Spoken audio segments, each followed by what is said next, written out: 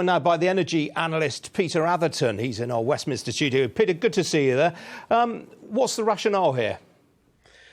Well, I mean, it's probably been driven by a couple of things. Firstly, from Npower's perspective, that's been a loss-making business for the last couple of years. They've lost north of £200 million across 2015 and 2016. So I think, and they've gone through a big corporate restructuring in Germany. So I think the German management are probably looking to exit UK retail energy supply if they can.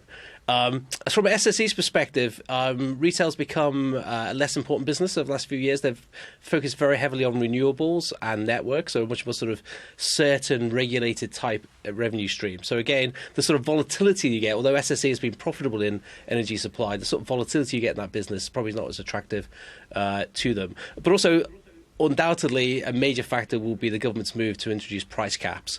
And as soon as you start introducing price caps in what is already a fairly low margin business, the way industry is going to respond to that is to try and get scale and try and take out costs through economies of scale. And that's what this deal hopefully will provide.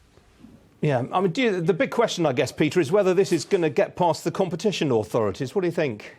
Well, it'll be a tough sell. You're combining of the so-called big six. You're combining number 5 and number 2 into what will effectively become a very high-level number 2. So they'll still be a smaller company than British Gas Centrica. I think the argument they will make is two or threefold. They'll argue that they don't become a dominant player in the market because they're still smaller than British Gas Centrica. They'll argue that it shouldn't impact on the growth of the smaller independents, which are really minnows compared to these guys.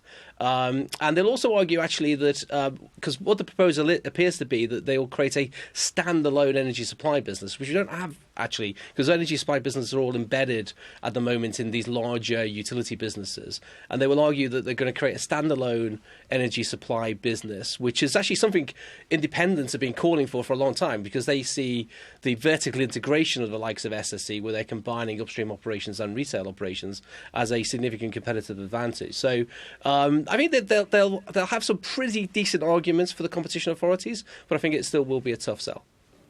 And very briefly, Peter, in a word, he's gone. Oh, there you go.